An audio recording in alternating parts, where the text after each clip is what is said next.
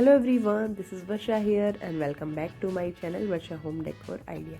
आज की वीडियो में मैं कुछ ऐसे टिप्स शेयर करने वाली हूँ जो कि हम डेली रूटीन लाइफ में ज़रूर फॉलो करें तो हमारी लाइफ बहुत ज़्यादा इजी बन जाएगी।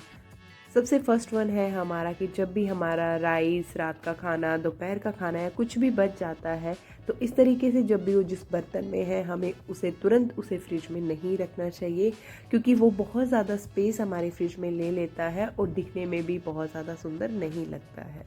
इस तरीके से जो भी हमारा राइस है, दाल है, कर्ड है, जो भी चीज़ें बच जाती है उन्हें आप किसी छोटे बर्तन में निकाल दीजिए, उसके बाद ही फ्रिज में रखिए। उससे हमारे दो काम होंगे, एक तो हमारा फ्रिज भी हम ज़्यादा से ज़्यादा सामान ऑर्गेनाइज कर पाएंगे हमारी फ्रिज के अंदर। और फ्रिज के अंदर कभी भी मैं खुला खाना नहीं रखती हूँ, मैं हमेशा उस खाने को कवर करके ही वहाँ पे रखती हूँ। इस तरीके से देखिए, जब हमने पहले कुकर को रखा था वो कितना ज़्यादा स्पेस ले रहा था, और इस तरीके से जब हमने इस कटोरे में निकाल के रख दिया है तो वो कितना ज़्यादा अच्छा लग रहा है। जब भी हम इस तरीके से जो भी हमारे कुकर के ऊपर राइस बनाया, दाल बनाया, कुछ भी हमने बॉईल किया और एक्स्ट्रा पानी होने की वजह से कभी कभी जब वो बाहर आ जाता है तो हम अगर उसे तुरंत उसे क्लीन करना चाहेंगे तो उसे हमें स्क्रबर से ज़्यादा हार्ड रगड़ना पड़ेगा और हमारे बर्तनों पे भी काफ़ी ज़्यादा स्क्रैच आ जाएंगे। इस तरीके से मैं जब भी दोपहर के बर्तनों को खाना खाने के बाद इस तरीके से उसे, जैसे लस्सी वगैरह का हो गया, उसे तुरंत इस तरीके से क्लीन करके रखती हूँ या फिर उनमें पानी भर के छोड़ देती हूँ ताकि वो सूखने के बाद उनमें जमा ना हो और हमें ज़्यादा हार्डली उन्हें रगड़ रगड़ के ना वॉश करना पड़े। बस अब ये इजीली वॉश हो जाएंगे जब मैं यहाँ पे इन्हें वॉश करने आऊँगी। जब भी मेरे मसाले यहाँ पे ख़त्म हो जाते हैं, कुछ चीज़ों को मैं यहाँ पे पीस के मसाला बनाती हूँ, जैसे कि मेरा धनिया हो गया या फिर जीरा भुना हुआ मुझे रखना है, पुदीना हो गया, इस टाइप की जो चीज़ें होती है मैं तुरंत ही उन्हें धूप में पहले सुखा लेती हूँ, क्योंकि उनमें कहीं ना कहीं मॉइस्चर होता है जो कि पिसने में फिर बहुत ज़्यादा बारीक वो नहीं पिस पाते हैं। इसलिए मैं यहाँ पे थोड़ा सा एक्स्ट्रा पीस के रख लेती हूँ ताकि 15 से 20 दिन के लिए अच्छे से मेरे पिसे हुए मसाले यहाँ पे चल जाएं। इसलिए जो भी मसाला अब मैंने पीसा है उनको मैं अपनी मसालेदानी में डाल दूंगी, और जो एक्स्ट्रा है उसको मैं अलग से डब्बे में भर के रख देती हूँ ताकि मेरा ध्यान उन पे रहे कि मेरे पास कितना मसाला यहाँ पे बचा हुआ है। इस तरीके से जब भी मेरी मसालेदानी खाली होती है मैं तुरंत उसे फिल कर देती हूँ, उसे बाद के लिए नहीं छोड़ती हूँ कि जब हम सब्जी बनाएंगे तब हमें याद आएगा कि अरे हमें तो मसाले भी फिल करने हैं। और यहाँ पे पैरेलली मैं काम कर लेती हूँ, साथ में मैं सब्जी भी मैं बना रही हूँ और अपनी मसालेदानी को यहाँ पे फिल कर रही हूँ। इस तरीके से हमारा काम इजी हो जाता है और एक साथ हमने दो काम कर लिए हैं। हमेशा अपने मसालेदानी में एक ड्राई स्पून ज़रूर रखिए, कुछ भी डायरेक्ट अपने स्पून स्टैंड से उठा के मत लीजिए, क्योंकि अगर वो बाई चांस गीली हुई तो हमारे सारे मसाले यहाँ पे ख़राब हो जाएंगे। जब भी लोहे की कढ़ाई को हम यूज़ करते हैं तो उसका खाना बहुत ज़्यादा टेस्टी बनता है, और मैं हमेशा लोहे की कढ़ाई में ही खाना बनाती हूँ।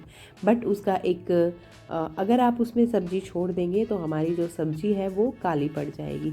इसलिए मैं तुरंत सब्ज़ी को यहाँ पे निकाल लेती हूँ, जो जैसे ही मैंने बनाई है चाहे वो गर्म है उसको मैं किसी बर्तन में यहाँ पे निकाल देती हूँ, क्योंकि काली होने के बाद बच्चे नहीं खाते हैं, बड़े तो फिर भी खा लेंगे बट बच्चे नहीं खाते हैं। इसलिए मैं उस कढ़ाई को यहाँ पे तुरंत ही खाली कर देती हूँ, और खाली करने के बाद मैं हल्का सा उसमें 5 मिनट के लिए पानी छोड़ देती हूँ। आप देखिए मेरी लोहे की कढ़ाई कितनी ज़्यादा शाइन कर रही है, क्योंकि मैं उसमें कभी भी उसको हार्ड स्क्रबर की हेल्प से उसे रब नहीं करती हूँ। मैं जेंटली उसे हाथों से या सॉफ्ट कपड़े से मैं उसे हल्का सा डिश वॉश लगा के उसे क्लीन करती हूँ।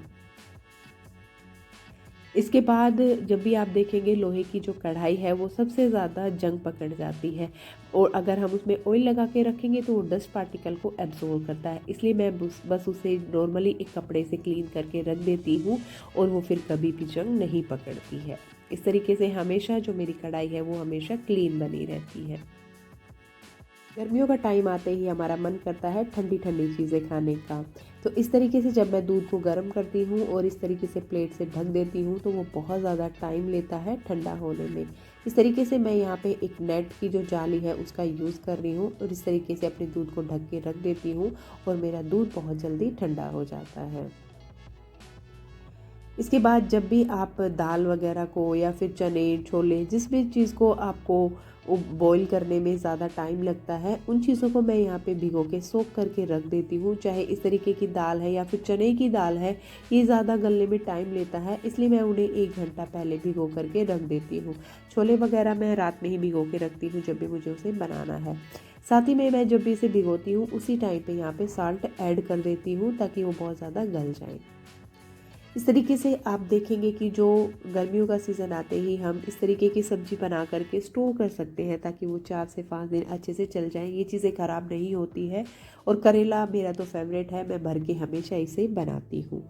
इस तरीके की सब्ज़ी बना के रखने का एक और भी फ़ायदा होता है, कहीं से अगर हम लेट हो गए हैं और हमारी सब्ज़ी बनाने का हमारे पास टाइम नहीं है तो उस टाइम हम इस सब्ज़ी को यूज़ कर सकते हैं, या फिर एक्स्ट्रा भी आप टेस्ट लेने के लिए इस तरीके की सब्ज़ी को बना करके रख सकते हैं।